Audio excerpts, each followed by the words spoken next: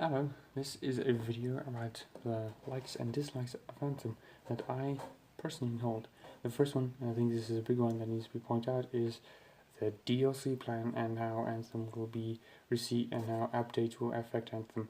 One is they said that there will be free story DLC, which is really cool, and all content patches will all be free. There will nothing that will be paid except for cosmetics, which are just purely cosmetics. They do nothing other than looking very pretty, very pretty, especially because one of the tweets recently posted by the time of this video was this very intercepted that was black and red and just this very cool pattern, and that's really cool. And that was, I think, the customization that you could just choose from the different colors, so that's even just like.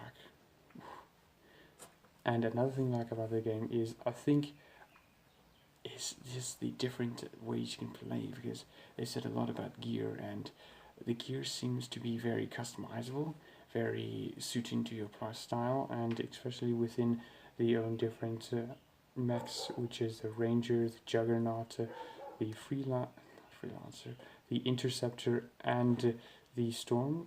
All of them have very unique ways of playing. Obviously, I think the Juggernaut and Ranger are one of the more, you could say, generic ones, but I think the Storm and the Interceptor especially are very more unique in that regard. And the other one I like about is the overall setting, the overall lore about this story, and just the fact that it's just humans just exist. It's not because Earth colonized the world called Anthem or whatever they may be calling it. It's just humans exist. They were born there, and I like that. It's really, really cool. And now to the dislikes. Things that I think there's just only one dislike I really not really enjoying is that it's just a force online. You can play by yourself if you want, but I don't like that I will see other people in the game, which I don't really enjoy. I don't really enjoy it in Destiny and other online games, other MMOs.